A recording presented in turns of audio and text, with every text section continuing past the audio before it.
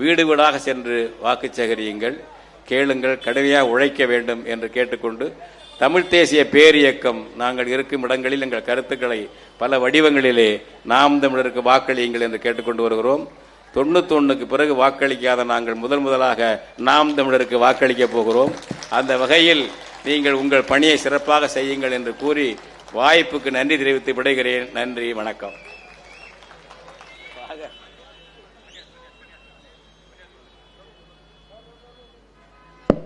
தமிழ்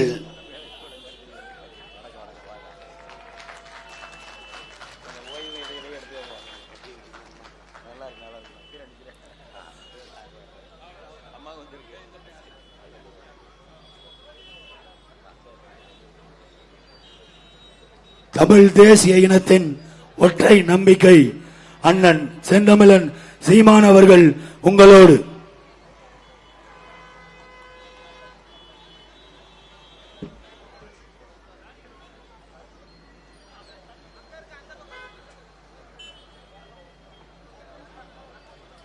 கல்வியா பாட்டா பாட்டா போடு போடு.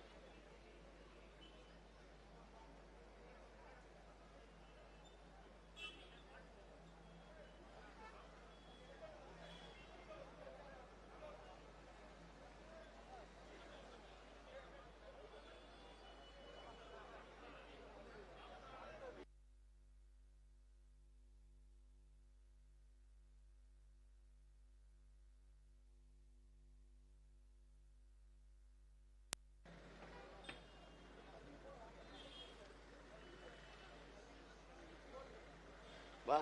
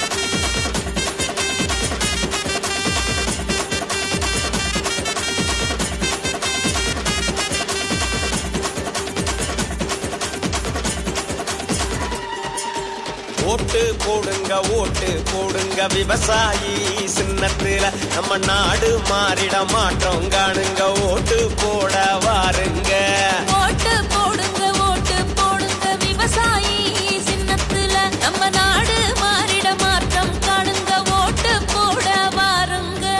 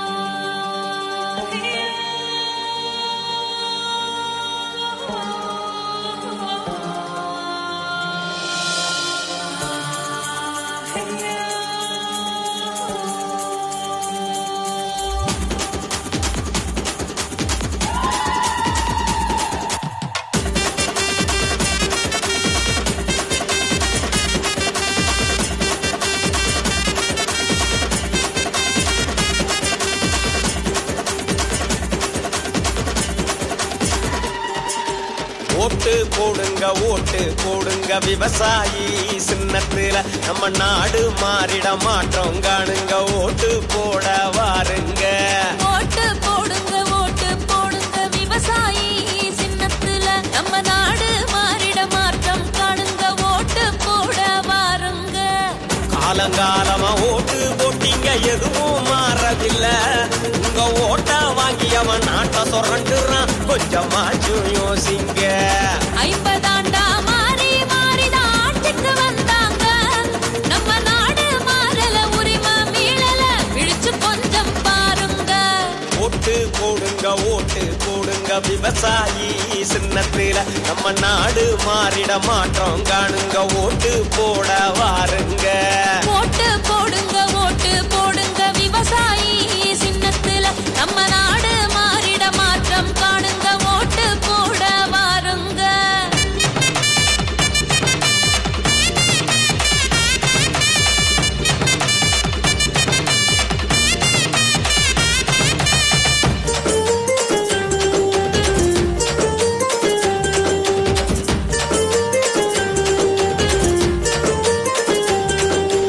அறிவை திறந்து ஓட்டு போடுங்க, அரசியல் புரிஞ்சு ஓட்டு போடுங்க.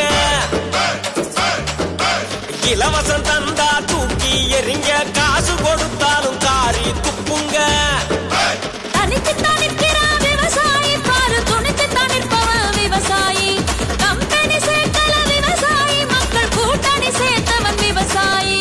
லஞ்சம் ஒழிச்சிட ஓட்டு போடுங்க, ஊழல ஒழிச்சிட ஓட்டு போடுங்க. லஞ்சம் ஒழித்திட ஓட்டு போடுங்க, ஊழல ஒழித்திட ஓட்டு போடுங்க. கல்வி வளர்த்திட ஓட்டு போடுங்க, மருத்துவம் உயர்த்திட ஓட்டு போடுங்க. கல்வி வளர்த்திட ஓட்டு போடுங்க, மருத்துவம் உயர்த்திட ஓட்டு போடுங்க.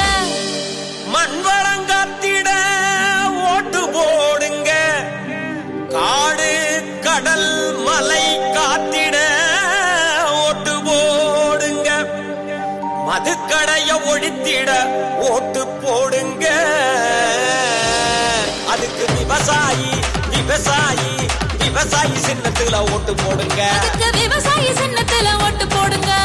ஓட்டு போடுங்க, ஓட்டு போடுங்க விவசாயி சின்னத்துல நம்ம நாடு மாறிட மாற்றம் காணுங்க. ஓட்டு போட வாருங்க.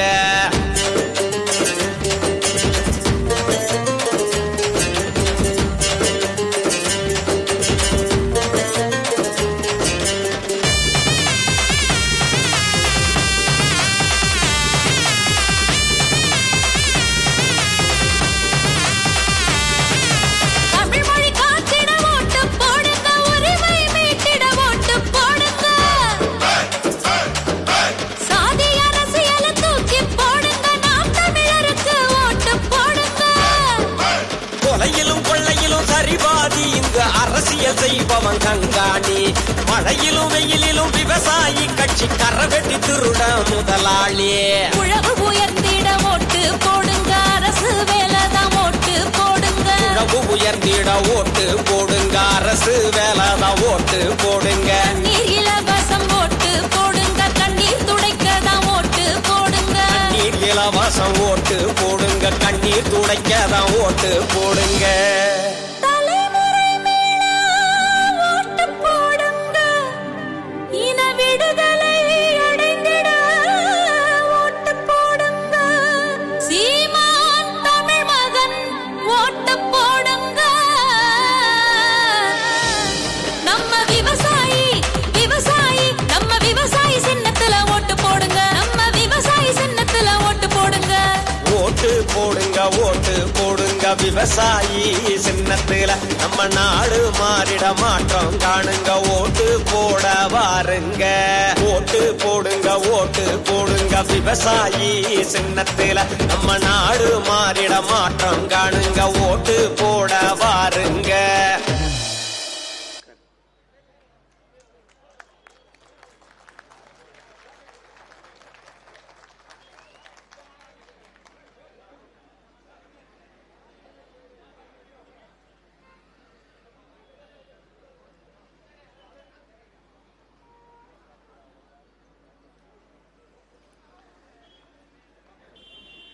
எங்களின் உயிரோடும் உணர்வோடும் கலந்து வாழ்கின்ற அன்பு உறவுகள் அனைவருக்கும் வணக்கம்.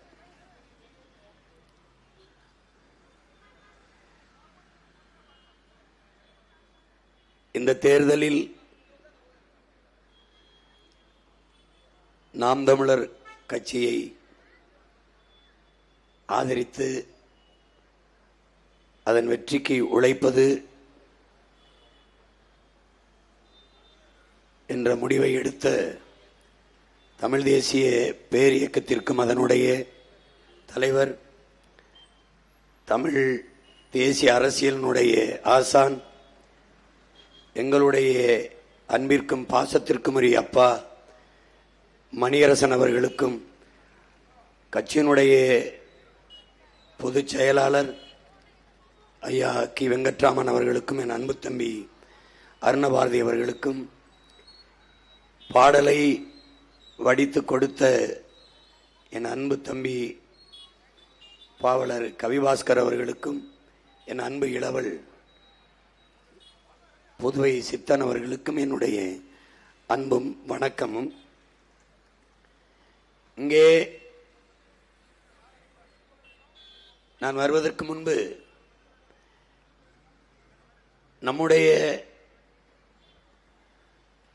நாம் முன்னெடுக்கிற இந்த தேசியன மீட்சிக்கான, அதன் விடுதலைக்கான, எதிர்கால பாதுகாப்பான நல்வாழ்வுக்கான அரசியலில் வலுவான அடித்தளத்தை பதித்து தடம் பதித்து தந்த பெருந்தகை நம்முடைய அப்பா மணியரசன் அவர்கள் கூறியது போல, இது ஒரு மனிதனால் செய்து முடிக்கக்கூடிய காரியம் அல்ல. இது ஒவ்வொருவரும் முனைப்போடு செய்ய வேண்டும். இது யாருடைய வேலையோ என்று எல்லோரும் கருதுகிறார்கள். இந்த மண்ணில் பிறந்த ஒவ்வொரு மகனினுடைய மகளினுடைய பிறவிக் கடமை என்பதை புரிந்து கொண்டு செய்ய வேண்டும். அப்படி இங்கே ஒரு சமூக கட்டமைப்பில் ஒரு நாட்டை கட்டமைக்கும் போது அடிப்படை அறிவிலிருந்தான் தொடங்க வேண்டும். கல்விதான் ஆகச் சிறந்த செல்வம். ஒரு நாட்டில் அறிவு செல்வம் தான். ஒரு நாட்டின் எதிர்காலமே அந்த நாட்டின் வகுப்பறையில் தான் தீர்மானிக்கப்படுது என்கிறார்கள். ஆனால் இங்கே கல்வி என்பது ஒரு மிகச்சிறந்த வர்த்தக பொருளாக, அதிக லாபம் ஈட்டும் தொழிலாக மாறி நிற்கிறது.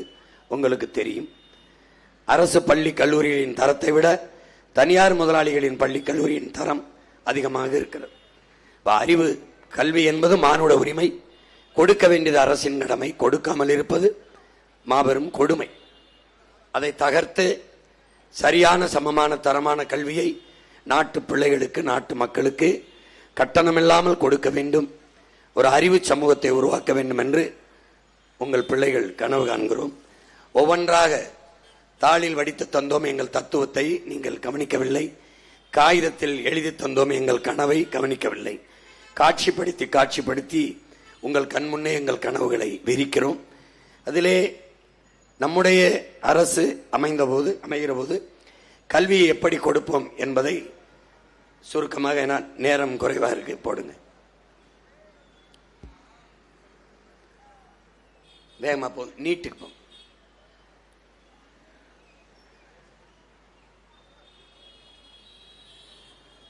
முழுக்க போங்க. நான் சொல்றேன், மிகச்சிறந்த கல்வி நம்ம கொடுக்கிறோம். இந்த கல்வியின் தரத்துல முதல் இடத்துல பின்லாந்து இருக்கு, இரண்டாவது இடத்துல தென்கொரியா இருக்கு, மூணாவது இடத்துல சிங்கப்பூர் இருக்கு. மற்ற அப்புறம் பிறகு ஜப்பான், கனடா, ஜெர்மன் இதெல்லாம் இருக்கு. ஆனா இதுல நம்ம நாடு எந்த இடத்துலயும் இல்லை. முதல் இடத்துல முதல்ல தென்கொரியா தான் இருந்தது. அப்புறம் பின்லாந்து அதை முந்தி போயிடுச்சு. ஆனால் அன்றிலிருந்து அந்த தரவரிசையில் ஒரு சின்ன நாடு சிங்கப்பூர் அதே இடத்தை தக்க வைத்துக்கிடுச்சு. அவனுடைய கட்டட அமைப்பு, கற்பித்தல் முறை எல்லாமே மிகத்தரமா இருக்கு. அப்ப அந்த தரத்தை, இந்த 3 நாடுகளையும் முந்திக் கொண்டு நம்முடைய கல்வித்தரத்தை உயர்த்த வேண்டும் என்று உங்கள் பிள்ளைகள் நினைக்கிறோம், துடிக்கிறோம், அதுல பெருங்கனவோடு இருக்கோம்.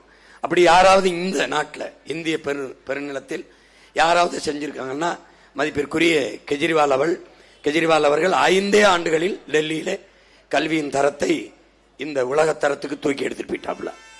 அதுக்கப்புறம் இங்க கேரளாவிலே இப்போது இருக்கிற முதலமைச்சர் ஐயா பினராயி விஜயன் அந்த தரத்திற்கு தன் மாநில கல்வியின் தரத்தை, அரசு பள்ளி கல்லூரிகளின் தரத்தை தூக்கிட்டு எடுத்துட்டு போயிட்டாப்ல. அப்ப இவர்களால் முடியாதது நம்மால் முடியாதா என்பதைத்தான் உங்கள் பிள்ளைகள் உங்களுக்கு சொல்ல விரும்புகிறோம். இப்போ கல்வியை ஏற்கனவே நான் திரையிட்டு காட்டியிருக்கேன். காரைக்குடியில், மற்ற ஊர்களில். அதில் என்னென்னா இப்போ நேரம் இல்லை. இந்த நீட் இந்த நீட்டை ஏன் நாம எதிர்க்கிறோம் அதுல இருந்து பார்ப்போம். இப்ப நீட்டுங்கிற தேர்வை நடத்துறது யாருன்னா நம்ம நாட்டு அரசு இல்ல, நம்ம நாடு இல்ல, அமெரிக்காவில் இருக்கிற இந்த ப்ரோமெட்ரிக்ங்கிற தனியார் நிறுவனம் நடத்துது. இது நல்லா கவனிச்சுக்கணும்.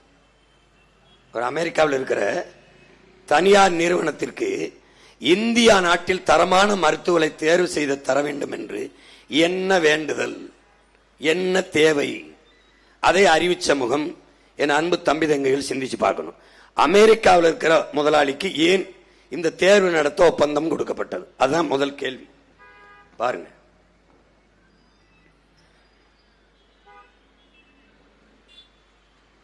உன்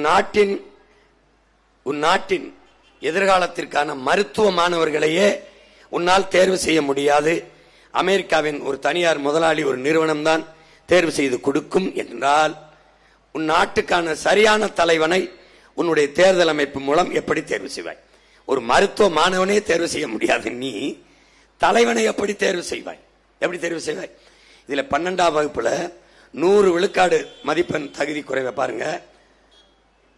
100க்கு 100 வாங்கியவர்கள் கூட இந்த நீட்டு தேர்வில் இப்ப 1500க்கு 12ஆம் வகுப்புல 1499 வாங்கினா கூட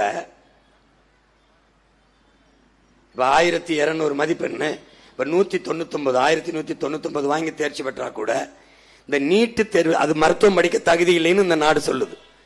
அப்ப நீட்டு தேர்வு எழுதி இப்ப பாருங்க 12ஆம் வகுப்பு தேர்வுல எல்லையில பார்டர்ல தேர்ச்சி பெற்றவன் 800 வாங்கினவன் இல்ல 950 வாங்கினவன் அவன் தேர்ச்சி பெற்றான். ஆனால் அவன் நீட்ல எழுதி தேர்ச்சி பெற்றுட்டா மருத்துவம் படிக்க தகுதி பெற்றான். இப்ப 1200க்கு 1199 வாங்கினாலும் நீ நீட்ல தோத்துட்டீன்னா மருத்துவம் படிக்க தகுதி இல்லை. அப்படின்னா இந்த 12ஆம் வகுப்புல தேர்வு எதுக்கு? நேரடியா நீட்டு சிலபஸ் கொடுத்து அந்த பாடத்தை தேர்வெடுத்து படிக்க வச்சிட வேண்டியதானே? எதுக்கு அது? யோசிச்சு பாருங்க. நீட்ல தேர்ச்சி பெற்றா போதும். இப்போ ஒரு கேள்வியை நம்ம எழுப்புறோம். இந்த நீட்டு தேர்வாளர்கள், நீட்டு வேணுங்கிற பெருமக்கள், நீட்டு தான் மருத்துவ தரத்தை உயர்த்ததுங்கிற பெருமக்கள்கிட்ட நம்ம கேள்வி எழுப்புறோம். என்ன கேள்வினா, நீட்டில் தேர்ச்சி பெற்ற வந்த மாணவருக்கு பாடம் நடத்த போற மருத்துவக் கல்லூரி பேராசிரியர்கள் யார்? அதான் கேள்வி. அதே பழைய பேராசிரியர்கள், இவர்கள் நீட்டு தேர்வில் எழுதி வந்தவர்கள் அல்ல. ஆனால் இந்த மருத்துவ கல்லூரியிலே பாடத்திட்டம் என்ன? அதே பழைய பாடத்திட்டம், பழைய சிலபஸ். பாடத்தை கற்பித்தல் முறை என்ன? அதே முறைதான். அதே பாடம், அதே பேராசிரியர் பெருமக்கள், அதே கற்பித்தல் முறை. ஆனால் மாணவன் நீட்டில் எழுதி வந்திருக்கான், அவ்வளவுதான்.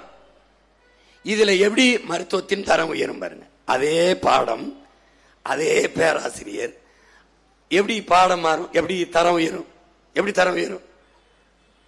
அதே ஊசி, அதே மருந்து, எப்படி மருத்துவத்தின் தரம் உயரும்?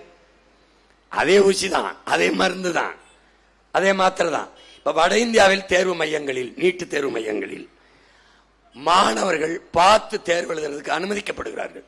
வலையொலியில இருக்கு, நீங்க தட்டி பார்க்கலாம். அந்த கண்காணிப்பு மேலாளர், சூப்பர்வைசர் வெளியில நின்னுக்கிறார், பார்த்து எழுதுறாங்க. 200 பேர் அந்த தேர்வு அறையில் ஒரு அரங்கத்தில் தேர்வு எழுதுறாங்கன்னா 750 பேர் தேர்ச்சி பெற்றதா வருது. நான் பொய் சொல்றேன்னு நினைக்காத, உண்மையிலே வருது, வந்துச்சு உண்மையிலே வந்துச்சு இந்த நாட்டில். இப்ப 700 பேர் தேர்வு எழுதும் போது 750 பேர் நீட்ல தேர்ச்சி பெற்றான்னு எப்படி வந்துச்சு? இதுல என்ன கொடுமைனா, தேர்வு எழுதி வெற்றி பெற்ற மாணவர்கள்ட்ட ஊடகவியலாளர்கள் கேள்வி கேட்கிறாங்க. அந்த கேள்வித்தாளை வச்சு, கொஸ்டின் பேப்பரை வச்சு, எந்த கேள்விக்குமே பதில் சொல்ல முடியாதவன் நீட்டு தேர்வில் தேர்ச்சி பெற்றிருக்கான். நான் எதையும் கற்பனையில சொல்லல, நடந்ததான் சொல்றேன். பாருங்க, ஒரு மாணவன் கூட ஒழுங்கா பதில் சொல்லல. ஆனால் வட மாநிலத்தில் அந்த நிலைமை, தென் மாநிலங்களில் குறிப்பாக என்னுடைய தமிழ்நாட்டில், என் நாட்டில் பிள்ளைகள் தேர்வு எழுத போகும்போது பாருங்க என்ன பாடுபடுத்துறான்னு பாருங்க. பிள்ளைகள் தேர்வு எழுதும் போது எப்படிப்பட்ட மனநிலையில் இருக்கணுங்கிறது உங்களுக்கு தெரியுதா? ஆனால் இவன் என்ன செய்யறான்னா, இந்த மூக்குத்தியில பிட்ட கொண்டு போக முடியும்னு சொல்றான். மூக்குத்தி எவ்வளவு பெருசு இருக்குன்னு பாருங்க. தோடு எவ்வளவு பெருசு இருக்குன்னு பாருங்க, தொங்கட்டா எவ்வளவு பெருசு இருக்குன்னு பாருங்க, தலைமுடிக்குள்ள கொண்டு போயிட முடியும்னு சொல்றான். உள்ளாடை கலட்டுங்கிறான், துப்பட்டாவை எடுன்றான், சுடிதார் போட்டிருந்தா கையை வெட்டான். நீங்க நல்ல அறிவார்ந்த மக்கள், கற்றறிந்த பெருமக்கள், படித்துக் கொண்டிருக்க என் தம்பி தங்கள் யோசிக்கணும். இந்த மூக்குத்திக்குள்ள விட்ட கொண்டு போயிட முடியும்னு சொல்றான், அதை நம்புங்கிறான். இந்த வாக்கு எந்திரத்தில் ஒன்றுமே செய்ய முடியாது நம்புங்கிறான். எப்படி இதுல ஒன்னும் செய்ய முடியாது நம்புங்கிறான், இதுல விட்ட கொண்டு போயிட முடியுங்கிறான், இதுல ஒன்றும் செய்ய முடியாது நேர்மையா வாக்குப்பதிவு நடக்குங்கிறான். எப்படிப்பட்ட நாட்டில் நாம் வாழ்ந்து கொண்டிருக்கிறோம்ங்கிறத பாரு. இந்த மூக்குத்தி, இந்த தோடு, இதுல எல்லாம் விட்ட கொண்டு தலைமுடி, இந்த துப்பட்டா, இந்த சுடிதாரை வெட்டுறது, உள்ளாடையை கலட்டி, இந்த மனநிலையில் தேர்வறைக்குள் என் பிள்ளைகளை அனுப்புனா எப்படி தேர்வு எழுதும்னா நீ யோசிச்சு பார்த்துக்க. எப்படி இது ஏன் மற்ற மாநிலங்கள் நடக்கிறது இல்ல? ஏன் நடக்கிறது இல்ல? ஏன் அங்க இரு ஆட்சியாளன் கொண்டு வருவான். கலெக்டர் வர ஏன் போலீஸ் தான், நம்ம அப்பாவுடைய போலீஸ் தான். அதெல்லாம் ஏன் கலட்டுது? ஏன் பாரு, நம்ம பிள்ளை என்ன பாடுபடுது பாரு, தேர்வு எழுத போற பிள்ளை. இதுல எப்படி நீ தரம் உயர்த்திடுவ? நான் ஒரு கேள்வியை உன் உடன் பிறந்தவன் உன் மகன் உனக்கு முன்னாடி வைக்கிறேன். இப்போ ஒரு தேநீர் போடுற, ஒரு காஃபி போடுறான்னு வச்சுக்கோ. ஒரு காஃபி தூள் அதே தூள், சர்க்கரை அதே சர்க்கரை, பால் அதே பால், தண்ணி அதே பால் அதே தண்ணி, இதை நாளையும் கலக்கிற சம விகிதத்தில்.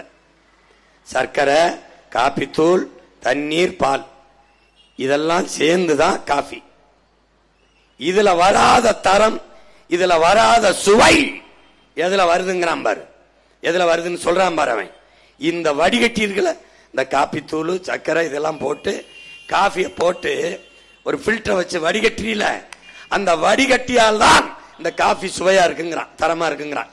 இதை நீ நம்பினா இந்த நீட்டு தேர்வால நல்ல மருத்துவர் உருவாவான்னு நீ நம்பணும். விளங்குதா நான் சொல்றது? புரியுதுன்னு நினைக்கிறேன். பாத்துக்க, இதனாலதான் தரம் உயருதுங்கிறான். இதுதான் நீட்டு தேர்வு. எது? இந்த பில்டர் தான் நீட்டு தேர்வு. இந்த சர்க்கரை, இந்த காஃபி தூள், இந்த பால், இந்த தண்ணீரை சம அளவில் சரியான அளவில் கலப்பதில் இல்லை சுவை. இந்த வடிகட்டியில் தான் சுவை வருது, தரம் வருது என்று இந்த நாடு உன்னை நம்ப சொல்லுகிறது. நீ நம்புகிறாய்.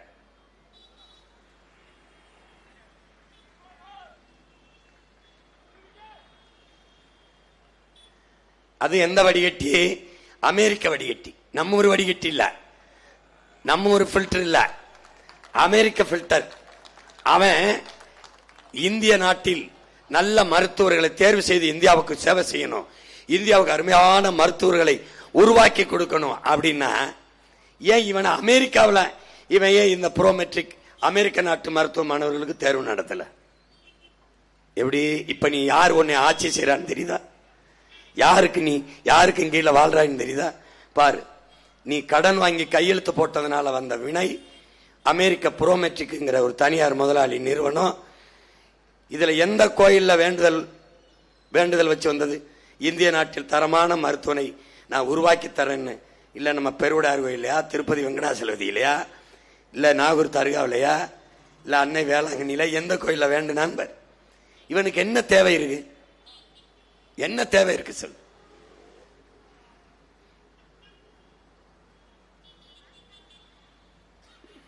இதனால ஒடுக்கப்பட்ட, பிற்படுத்தப்பட்ட, தாழ்த்தப்பட்ட, பன்னெடுங்காலமாக கல்வி மறுக்கப்பட்ட சமூகத்தில் இருந்து படிக்க வேண்டும் என்று வர்ற பிள்ளைகளுக்கு கல்வி பெரிய சுமையாக இருக்கு, எட்டாத கனவாக இருக்கு. இதுல மருத்துவம் படிக்க வேண்டும் என்று நினைக்கிற பிள்ளைகளுக்கு அந்த கனவை இந்த தேர்வின் மூலமாக கொலை செய்கிறார்கள். இதை நல்லா கவனிச்சுக்கணும்.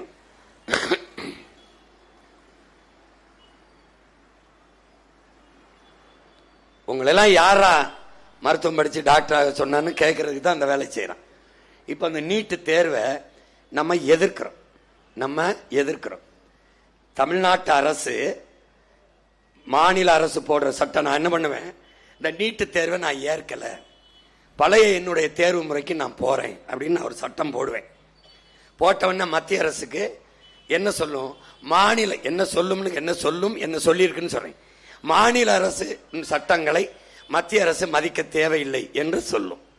மறுபடியும் நான் ஒரு சட்டம் போடுவேன். மாநில அரசின் சட்டங்களை மதிக்காத மத்திய அரசின் சட்டத்தை நான் என்ன மயத்துக்கு மதிக்க வேண்டும்? எப்படி போடுவேன்? எப்படி போடுவேன்? எப்படி போடுவேன் பாரு. என்ன மயத்துக்கு நான் மதிக்கணும்னு கேட்பேன். எப்படி கேட்பேன்?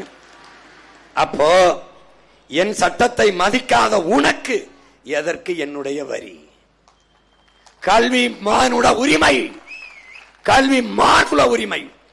அதை யாரை கேட்டு எடுத்துட்டு போன? நீ எதுக்காக மாநிலங்களை பிரித்தாய்? என்ன நோக்கத்துக்காக பிரிக்கப்பட்டது? எதற்காக? அந்தந்த மாநிலத்தின் வாழ்கிற மக்களின் மொழி, கலை, இலக்கியம், பண்பாடு, வழிபாடு, தொன்று தொட்ட வேளாண்மை, அங்கு இருக்கிற பெண்களுக்கான பாதுகாப்பு, உரிமை, பொருளாதார தொழில் வளர்ச்சி, பொருளாதார மேம்பாடு, கல்வி, கல்விக்கேற்ற வேலை, வேலைக்கேற்ற சம்பளம், அதை கொண்டு வாழ்கிற பெருமை மிக்க வாழ்வு, காட்டு வளம், கனிம வளம், நீர் வளம், கடல் வளம், மலை வளம், மணல் வளம், இவற்றை எல்லாம் காப்பது. இதுக்கெல்லாம் ஒரு அரசியல். அது அந்தந்த மாநில அரசியல். அதுக்காக தான் மாநிலத்தை பிரித்து அதிகாரத்தையும் நிர்வாகத்தையும் பரவலாக்கி கொடுத்தது. இப்ப இந்த நாடு தமிழ்நாடு, இங்கு வாழ்கிற மக்களுக்கு நாங்கள் முன்னெடுக்கிற அரசியல் தமிழ் தேச அரசியல். அதான் உங்களுக்கு புரியுதுன்னு நினைக்கிறேன். நாங்க தமிழ் தேசம் பேசும்போது கசக்குதுன்னா, நாங்க சின்ன பிள்ளைய பிறகு முன்னாடி என்.டி. ராமாராவ் தெலுங்கு தேசம் என்று ஆரம்பிக்கும் போது வாயில எதை வச்சு கட்சிட்டு இருந்த, என்ன பண்ணிட்டு இருந்த? தெலுங்கு தேசம் பேசின கட்சியோடு எல்லா கட்சியும் கூட்டணி வச்சு ஏன் வச்ச? நான் பேசுறது பாசிசம்னா அது என்ன பாயாசமா? அதோட ஏன் கூட்டணி வச்ச? ஏன்? எதுக்காக மாநிலம் பிரிச்ச? கல்வி மாநில உரிமை. கல்வியில் சிறந்து விளங்குகிற ஜெர்மன், கல்வியில் சிறந்து விளங்குகிற கனடா, கல்வியில் சிறந்து விளங்குகிற பின்லாந்து எல்லாம் அந்தந்த மாகாணத்திற்கு கல்வியை உரிமையாக கொடுத்திருக்க. அவன் பாடத்திட்டத்தை வகுத்துக்கலாம், அவன் கற்பித்தல் முறையை அவனே முடிவு பண்ணிக்கலாம், அவனே தேர்ச்சி மதிப்பெண்கள் எல்லாம் அவனே முடிவு பண்ணிக்கலாம். அப்படித்தான் அமெரிக்கா, அப்படித்தான் கனடா, அப்படித்தான் ஜெர்மன். கல்வி மாநில உரிமை. இப்ப நீ என்ன பண்ண? எடுத்துக்கிட்டு போயிட்ட. இவன் கேட்டு வாங்குற மாதிரி தெரியல. நீ எப்படி எடுத்துக்கிட்டு போனியோ அப்படி நான் எடுத்துக்கிட்டு வர்றேன். நீ இதுவரைக்கும் இருந்தது இந்த கருணாநிதி இந்த மாதிரி ஆட்களை தானே பார்த்திருக்க. ஐயா கருணாநிதி இங்க நிக்கிறவன் யாருன்னு பாரு. பிரபாகரன் என்ற பெருமரவனின் மகன், மணியரசன் என்ற மகத்தான அறிவு பொக்கிசத்தின் பிள்ளை. நீ சாதாரணமான நினைச்சுக்கிட்டு இருக்காத. நீ இங்க பார், என் இன முன்னோர்கள் தூக்கிய ஆயுதங்கள், வால், வேல், துவக்கு எல்லாவற்றுக்கும் எதிரான ஆயுதங்களை நீங்கள் எல்லாரும் வச்சிருந்தீங்க. ஆனால் அவன் பிள்ளைகள் நாங்கள் தூக்குற அறிவாயுதத்துக்கு எதிரான ஆயுதம் உலகத்தில் எவனிடத்திலும் இல்லை. எங்களை மோதி வெல்ல இதுவரைக்கும் எவனும் பிறக்கல, பிறந்தாலும் அது எங்க பிள்ளையாத்தான் இருக்கும். என் வரி, என் நாடு, என் மக்கள், என் ஆட்சி, என் நிர்வாகம். தலையிட்ட அவ்வளவுதான். நீ என்ன பண்ணுவ? என்ன ஆட்சியை கலப்ப, மறுபடியும் தேர்தல் வப்பீல, அப்போ நான் நிப்பன்ல, ஜெயிப்பன்ல, திருப்பி அதையே செய்வன்ல, அப்புறம் கலப்பில்ல. எப்படி ஆட்டம் எப்படி இருக்கு? Very interesting. நீ நினைச்சுக்கிட்டு இருக்க நீ இவன் திருட்டு போய இடி வந்துருமோ, இன்கம் டாக்ஸ் வந்துருமோ, உள்ளதுக்கு போட்டுருவானோ. நீ என்ஐஏ ரைடு தான் என் வீட்டில் விட முடிஞ்சது, இடி ரைடோ ஐடி ரைடோ விட முடியல. என்ற ஒண்ணு இல்ல. எங்கள் ஆட்சியில மருத்துவம்ங்கிற கல்வி, இங்க பாருங்க, என் பிள்ளைகளுக்கு ஒண்ணு சொல்லுவேன், மருத்துவம் தான் சிறந்த கல்விங்கிற மனநிலையை விட்டு ஒழிங்க. மருத்துவமும் கல்வி. உங்கள் பிள்ளைகள் எங்களின் கனவு. இங்க பாருங்க, எங்க தலைவர் 6வது படையாக காவல் படையை கட்டுறார். காவல்துறை படையை கட்டிட்டு பேரணி நடக்குது. பேரணி நடந்த அணிவகுப்பு மரியாதையை தலைவர் வாங்கிட்டு பேசுறார் காவலர்களுக்கு முன்னாடி. குற்றவாளிகளை பிடித்து கூண்டில் நிறுத்துவது அல்ல காவல்துறையின் வேலை. குற்றவாளிகளே உருவாகாத ஒரு சமூகத்தை உருவாக்குவதுதான் காவல்துறையின் வேலை. அது மாதிரி உங்க பிள்ளைகள், என் மருத்துவர்கள்ட்ட சொல்லுவேன், நோயாளிகளை நோயை குணப்படுத்துவது அல்ல என் மருத்துவர்களின் வேலை. நோயாளிகளே உருவாகாத ஒரு சமூகத்தை உருவாக்குவதுதான், நோயற்ற சமூகத்தை உருவாக்குவதுதான் மருத்துவர்களின் மகத்தான சேவை. விளங்குத? ஒரு நாட்டில் என் அன்பு பிள்ளைகளே, எந்த நாட்டில் நீங்க மருத்துவருக்கு அதிக மதிப்பு இருக்கோ, மருத்துவம் மட்டும்தான் சிறந்த கல்வி என்று போற்றப்படுதோ, அந்த நாடு நோயுற்ற நாடு, நோயாளிகளை அதிகம் பெற்றிருக்குன்னு அர்த்தம். எந்த நாட்டில் காவல்துறைக்கு, வழக்கறிஞருக்கு, நீதிபதிக்கு பெரும் மதிப்பு இருக்கோ அந்த நாடு குற்ற சமூகம், குற்றவாளிகள் நிறைந்த நாடு என்று பொருள். நீதிமன்றங்கள்ல நடக்க முடியாது, எச்சி துப்புனா யார் தலைவேல தான் விழுவும், அவ்வளவு குற்றவாளிகள் கூட்டம். அப்படின்னா என்ன, நாடு குற்ற சமூகம், அது குற்றவாளிகள் நிறைந்த நாடு. பாத்துக்க, எந்த நாட்டில ஆசிரியருக்கு அதிக மதிப்பு இருக்கோ அந்த நாடுதான் அறிவார்ந்த சமூகம், அந்த நாடுதான் அறிவுரைகளை பெற்ற நாடு. அப்படிப்பட்ட நாடு உலகத்தில் உண்டென்றால் அது பின்லாந்து. போட்டு காட்டுறேன் பேரு.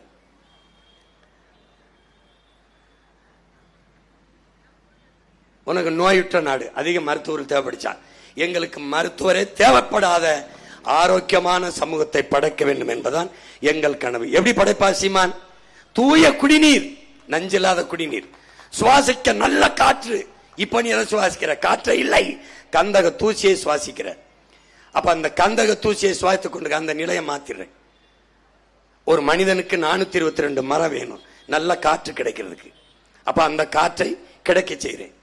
என்ன செய்யறேன்? 10 ஆண்டு பசுமை திட்டம், பல கோடி பணத்திட்டத்தை கொண்டு வந்துடும்.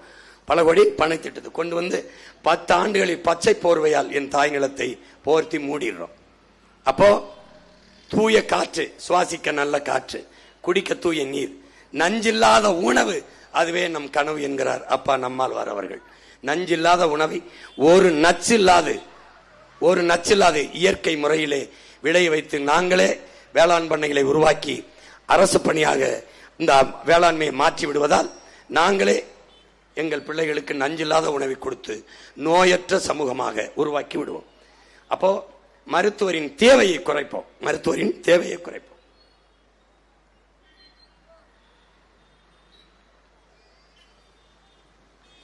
காவல்துறைக்கு எங்க மதிப்பு இருக்கோ அது வழக்கறிஞருக்கு, நீதிபதிக்கு, அது குற்ற சமூகம், குற்றவாளிகள் நிறைந்த நாடு.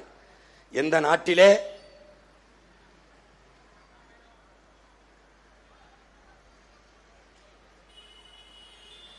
இங்க எப்படி சமூகம் இருக்குன்னா, கன்னிமாரா நூலகத்தில் படிக்க இடம் இல்ல, நம்ம பிள்ளைகள் அறிவு பசி கொண்டு அலைகிறார்கள், அதனால 100 ஏக்கரில் நூலகம் கட்டுவோம் என்றால் அது அந்த சமூகம் அறிவு சமூகம், அறிவை தேடி ஓடுது. அண்ணல் அம்பேத்கர் சொல்றார், அறிவை தேடி ஓடுங்கள், நாளைய வரலாறு உங்கள் நிழலை தேடி ஓடி வரும் என்று. அது அறிவு சமூகம். ஆனால் சென்னை மத்திய சிறையிலே இடம் இல்லை. அதனால் இங்க பாருங்க, மத்திய சிறையில இடமில்லாதனால 600 ஏக்கர்ல புழல்ல சிறைச்சாலை கட்டுவோம் என்றால் அந்த நாடு எதை நோக்கி நகருதுன்னு பாருங்க. குற்றவாளிகளின் எண்ணிக்கை அதிகரித்துக் கொண்டு போகுது, சிறை கூடாரத்தில் இடம் வசதி இல்லை, அதனால 600 ஏக்கர்ல சிறைச்சாலை கட்டியிருக்கு ஒரு நாடு. எப்படி எப்படி வளர்ச்சி போகுது பாரு, எதை நோக்கி நகருது பாரு.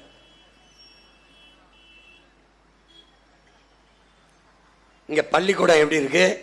பள்ளிக்கூடம் இடிஞ்சு விழுகுது, கழிவறை, பிள்ளைகள் படிக்கிற கழிவறை 100 கோடிக்கு நூலகம் கட்டியிருக்கு. இங்க உட்கார்ந்து படிக்கிறது யாருன்னு நினைக்கிற? தமிழ் எழுத படிக்க தெரியாத 3 தலைமையர் உருவாக்கிட்டு 200 கோடி 300 கோடிக்கு நூலகம்.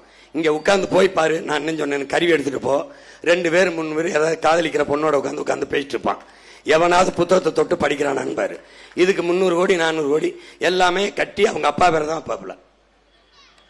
ஏன்னா நம்ம முன்னோர்கள் எவனும் தமிழை வளர்க்கல இல்ல. திருவிக்காவோ, கியா பேசுனாதலோ, அண்ணல் தங்கவோ, மரநடிகளோ, வள்ளல் பாண்டித்துறை தவிர எவனுமே பாருல, பாரதி, பாரதிதாசன் அவன்லாம் தமிழுக்கு வளர்க்கல, இவ அப்பா மட்டும்தான். அதனால பாரு, 100 கோடிக்கு நூலகம், 10 கோடிக்கு நூலகம் கட்டினால் கூட 200 300 பேர் 400 பேர் உட்கார்ந்து படிக்கிற நூலகத்தை கட்டி விடலாம். எதுக்கு 100 கோடிக்கு? ஆனால் பிள்ளைகள் படிக்கிற பள்ளிக்கூடம் எப்படி இருக்குது? இதுல 98 கோடி 100 கோடிக்கு மதிப்பீடு. இந்த நூலகம் பிள்ளைகள் படிக்கிற இடம் எப்படி இருக்கு பாரு. இது 150 கோடிக்கு. எதுக்கு? நம்ம பிள்ளைய படிக்கிற பள்ளிக்கூடத்தை பாரு, பள்ளிக்கூடத்தை பாரு எப்படி இருக்கு பாரு. இதான் பள்ளிக்கூடம். பள்ளிக்கூடத்தை குட்டிய சவரா போட்டு இதெல்லாம் நூலகம். நூலகம் வேண்டாம் என்று சொல்லல, எதை தடைப்படுத்தணும், எதுக்கு எந்த அளவுக்கு முதலீடு செய்யணும்னு இருக்கு, அதை செய்யல இந்த அரசு.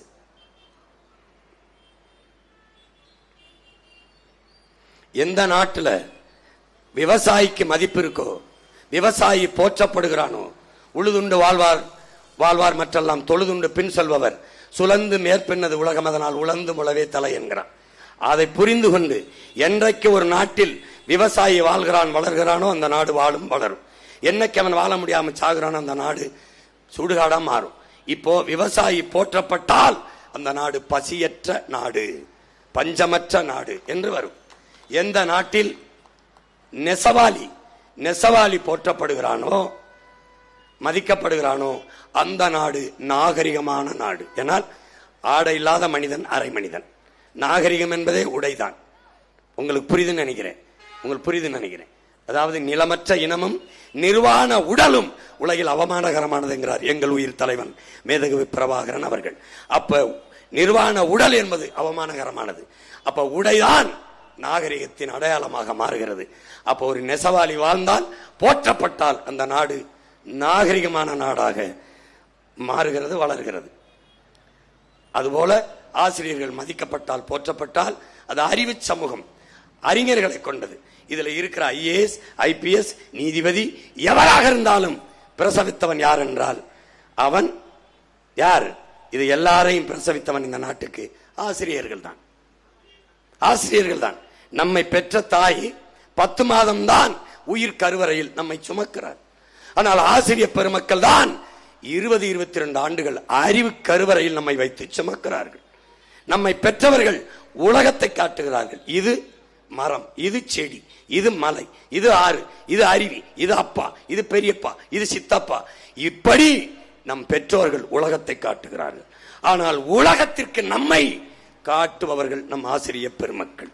இவன் சாக்ரட்டிஸ், இவன் புத்தன், இவன் பூலே, இவன் அரிஸ்டாட்டில், இவன் பிளாட்டோ, இவன் அலெக்சாண்டர் என்று, இவன் அம்பேத்கர் என்று உலகத்திற்கு காட்டியவர்கள் ஆசிரியர் பெருமக்கள். புரிதுன்னு நினைக்கிறேன். அப்ப ஆசிரியரை போட்டுனா தான் IASும் IPSும் நீதிபதியும் அவன் கற்பிக்காம இவனும் இல்லை. அதனால கல்வியில் இருந்து தொடங்கிறோம் சமூக மாற்றத்தை. புரியுது. இப்ப வட இந்திய மாணவன், நமக்கு இந்திய நாட்டில் அதிக மருத்துவக் கல்லூரி இருக்கிறது நம்மகிட்ட தான். மருத்துவ கட்டமைப்பு நம்மகிட்ட தான். யாரு காசுல கட்டப்பட்டது? நம்ம ஆத்தாளப்பையும் காசுல. யாருக்காக? நமக்காக. ஆனால் இன்றைக்கு அத்தனை மருத்துவக் கல்லூரியும் படிக்கிறது 400 பேர் ஒரு மருத்துவத்தில் கல்லூரியில் இடமென்னால் 12-20 பேர் தமிழ் மாணவர்கள் படித்து விட்டால் வியப்பு. அவ்வளவு வட இந்திய மாணவர்கள் அதை நிரப்புகிறார்கள். காசு நம்மது, கல்வி அவனுக்கு. இங்கே எவனும் மருத்துவம் பார்க்க மாட்டான், படிச்சு அங்க போயிடுவான். விளங்குத பார்த்துக்க.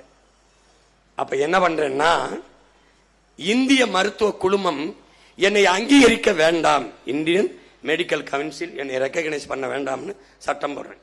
அவன் கத்துவான் ஆய்வு. புரியுத? கத்திக்கிட்டு இருப்பான். நம்ம என்ன பண்றோம்? பழைய தேர்வு முறையில் கொண்டு போய் நம்ம பிள்ளைகளை படிக்க வைக்கிறோம். ஒரு சவால் விடுறோம், சேலஞ்ச். நீட்டு முறையில் படிக்க வச்சு கொண்டா நான் என் பிள்ளைகளை தயார் பண்ணி கொண்டு வரேன். எவன் ஆக சிறந்த மருத்துவனா இருக்கான்னு மோதி பார்த்துருவோம். என் பிள்ளைக்கு வேணுமா? இந்த சிங்கப்பூர்ல நல்லா இருக்குடா, பிலிப்பைன்ஸ்ல நல்லா இருக்கு எஜுகேஷன், சீனா போடா, இல்ல பிரிட்டன் போடா, 100 1000 மாணவர்களை நானே தேர்வு பண்ணி என் பிள்ளைகளை ரஷ்ய மருத்துவம், சீன மருத்துவம், இங்கிலாந்து பிரிட்டன் மருத்துவம், சிங்கப்பூர் மருத்துவம், ஜெர்மன் மருத்துவம், எல்லாம் பிரான்ஸ் எல்லாத்தையும் படிக்கப்பேன். அந்த நாட்டில் போய் இங்கிலீஷ்ல படிக்காம எப்படின்னு கேட்டீங்கன்னு செருப்பால் அடிப்பான். பிரான்ஸ்ல போய் பிரெஞ்சில் தான் படிக்கணும், ஜெர்மன்ல அவன் மொழியில் தான் படிக்கணும், ரஷ்யால அவன் மொழியில் தான் படிக்கணும், சீனால அவன் மொழியில் தான் மருத்துவம் படிக்கிறான். நீ என்ன பண்ணுவ? இங்கிலீஷ்ல இல்லாம எப்படி மருத்துவம்? அடடே பாய்த்தேகாரா, எங்கேயாவது போய் ஐரோப்பிய நாடுகள மற்ற நாடுகளில் இந்த மாதிரி ஏன் இங்கிலீஷ்ல படிக்கலன்னு கேட்டாத, தூக்கி உள்ள வச்சு வெளுத்து விட்டுருவான். உலக மருத்துவ தரத்தோடு நம்ம தரத்தை உயர்த்தி தூக்கி நிறுத்திடுறோம். அப்புறம் இந்தியாவில் எந்த மாநிலத்தில் இருந்தும் நீட்டு மாணவன்ட்ட போக மாட்டான், தமிழ்நாட்டு மாணவ மருத்துவன்ட்ட வந்துருவான். விளங்குதா? ஏன்னா கட்டணமில்லாத கல்வியை நம்ம கொடுக்கறதுனால பிள்ளைகளுக்கான படிப்பை நம்மளே கொடுத்துரும். நம்ம பிள்ளைகளை தேர்வு செஞ்சு நம்மளே ஒவ்வொரு நாட்டுக்கு அனுப்பி படிக்க வச்சு அந்த தரத்தை நம்ம மாணவர்களுக்கு பகிர்ந்து கொடுத்து உலக தரத்திற்கு கொண்டு போயிடும். உலக தரம் என்பதே இனி தமிழ்நாட்டு தரம் தான் என்று நான் இந்த நாட்டில் இருந்து சிங்கப்பூரை, மலேசியாவை, ஜெர்மனியை, பின்லாந்தை, பிலிப்பைன்ஸை பேசுறது போல அந்த நாட்டிலிருந்து உலக தரம் என்பது தமிழ்நாட்டு தரம் தான் என்று பேச வைப்பதுதான் நம்மளுடைய கனவு.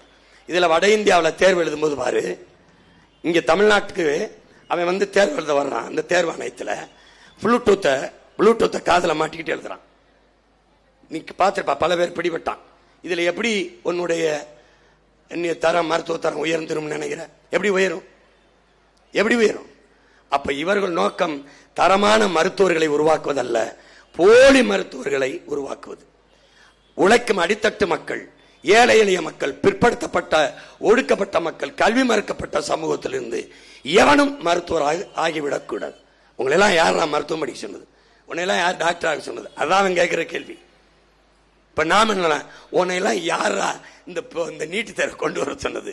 இப்ப நான் வந்துட்டேன், நீட் அந்த பக்கமா நீட், எங்கிட்டாவது நீட்டு இங்கிட்டு நீட்டாத சண்டை போடணும். நாங்க நீட்டை வைக்கிறதுக்கு ஒரு நீக்கிறதுக்கு ஒரு ரகசியம் வச்சிருக்கோம். இதுவரைக்கும் சொல்லல. நீட்டை கொண்டு வந்து நீட்டுக்கென்று தனியார் பயிற்சி முகாம்களை ஆரம்பிச்சு அந்த தனியார் முதலாளிகள் லாபம் ஈட்டுவதற்கு வழிவகுக்குதே ஒழிய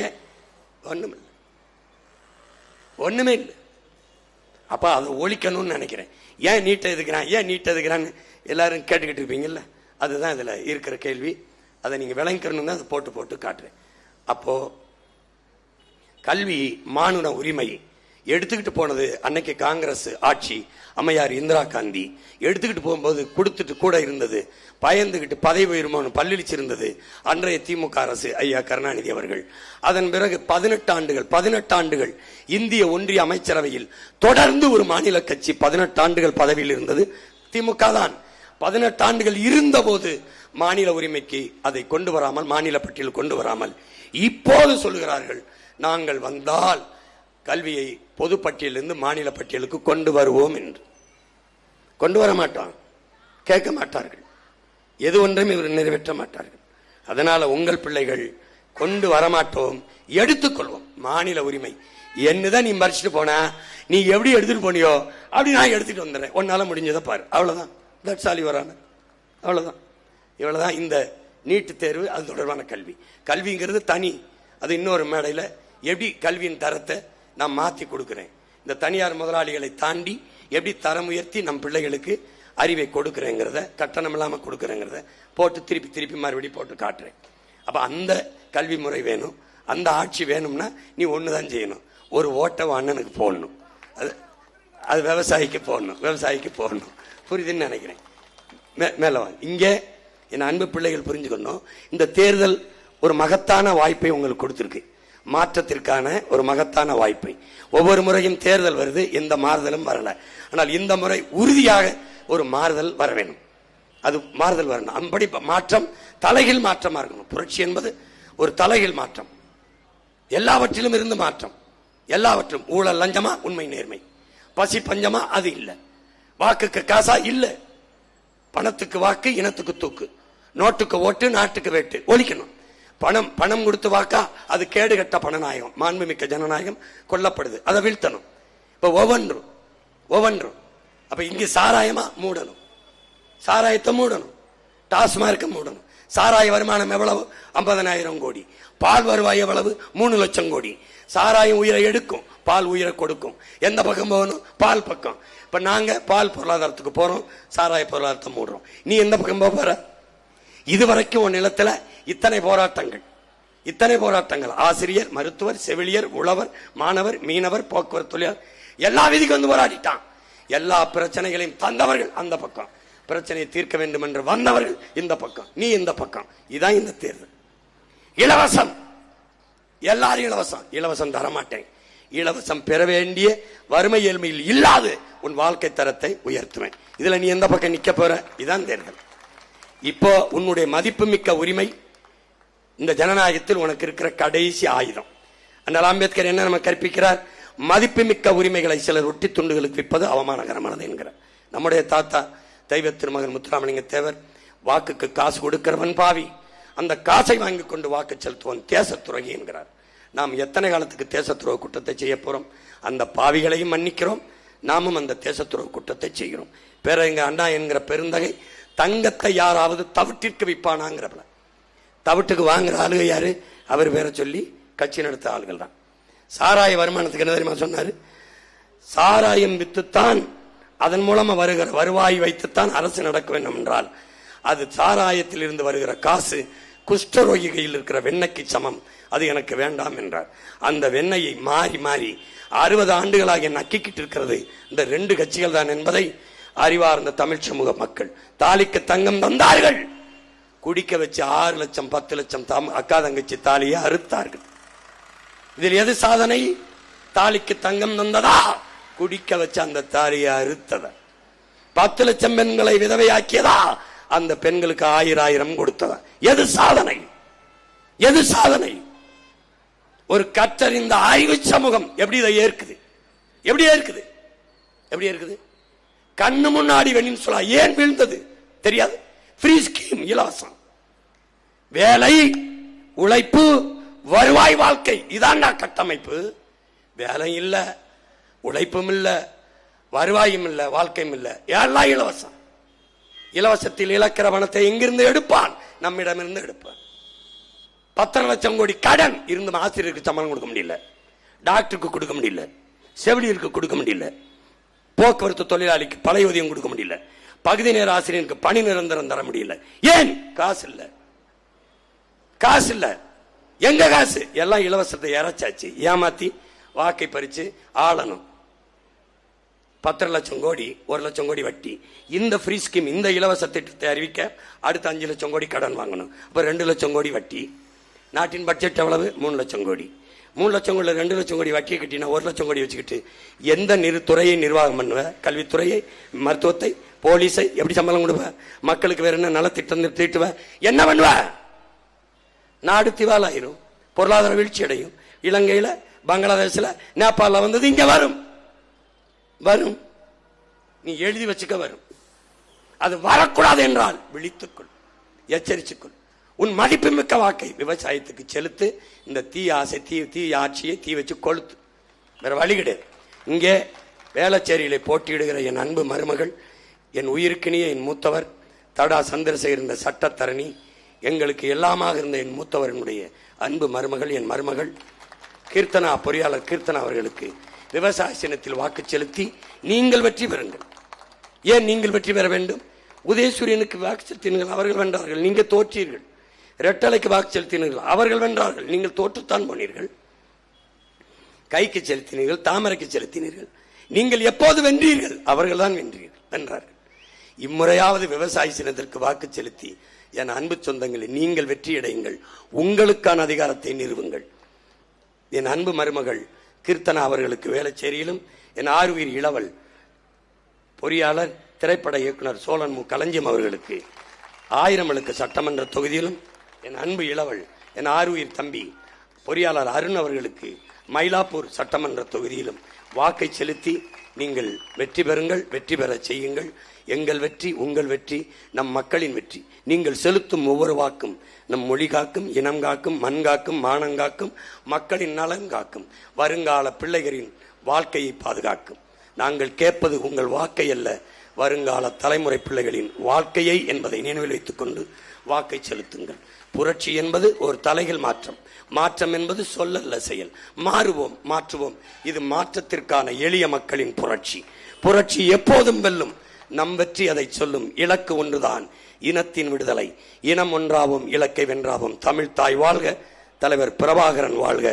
என் அன்பு தங்கைகளும் தம்பிகளும் வெல்க, வெல்க. நன்றி, வணக்கம். நாம் தமிழர்.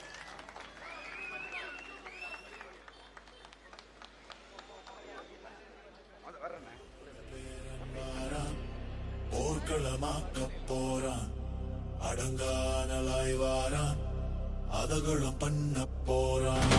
ராவண பேரன் வாரான், விவசாயி வெல்ல போறான், அடங்கானலாய் வாரான், அதகளும் பண்ண போறான். கத்தி கூட்டத்துக்கு பச்சை மட்ட தூக்கி வாரான், மிச்ச மீதி திராவிடத்தை பிச்சு எறிய காட்டான் வாரான். சாதி மோகம் விட்டு ஒளிய கத்தி கத்தி செத்து வாரான். பத்தி எரியும் நாட்டுக்குள்ள பச்சை மண்ண மீட்டு வாரான். வாரான், விவசாயி வெல்ல போறான்,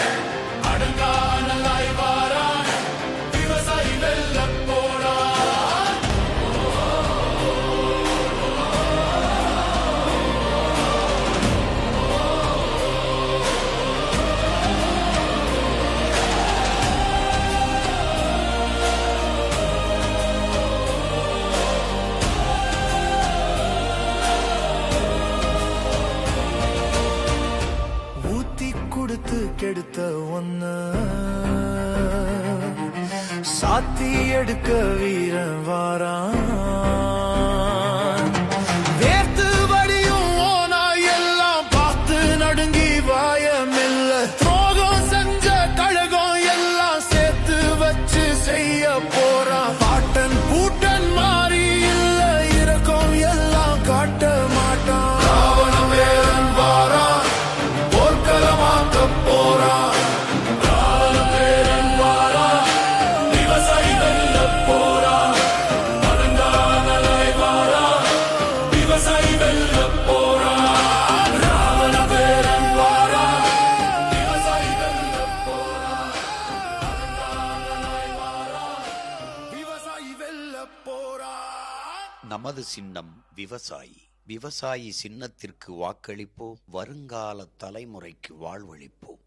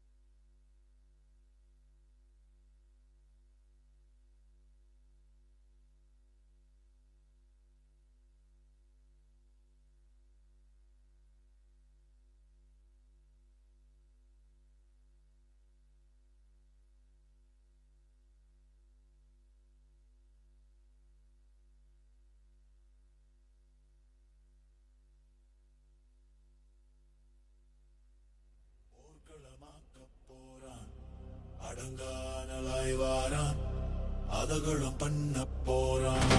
ராவண பேரன் வாரான், விவசாயி வெல்ல போறான். அடங்கானலாய் வாரான், அதகளும் பண்ண போறான். கத்தி கூட்டத்துக்கு பச்சை மட்ட தூக்கி வாரான். மிச்ச மீதி திராவிடத்தை பிச்சு எறிய காட்டான் வாரான். சாதி மோகம் விட்டு ஒளிய கத்தி கத்தி செத்து வாரான். பத்தி எரியும் நாட்டுக்குள்ள பச்சை மண்ண மீட்டு வாரான். வாரான், விவசாயி வெல்ல போறான். அடங்கானலாய் வாரான், விவசாயி வெல்ல போறான்.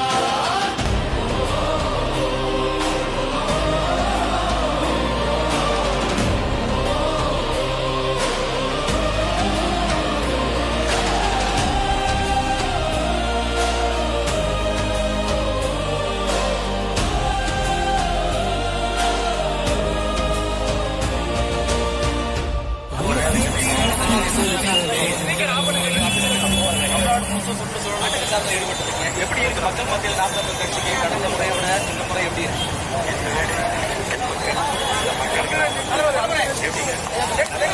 சென்னையில பிரச்சாரங்கள் கொண்டிருக்க விஜய் அவர்கள் தேர்தல் ஆணையத்தை அடுத்த கேட்டு ஆனால் போதிய நேரம் போயிட்டு பிரச்சாரத்தையே கேன்சல் போட்டாங்க. நாளைக்கு திருநெல்வேலிக்கு பிரச்சாரத்துக்கு போறாங்க. தேர்தல் ஆணையம் காவல்துறை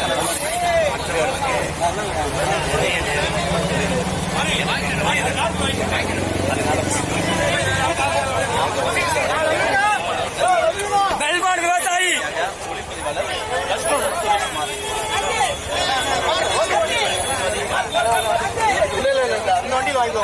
அந்த வண்டியில கொடுப்பாங்க.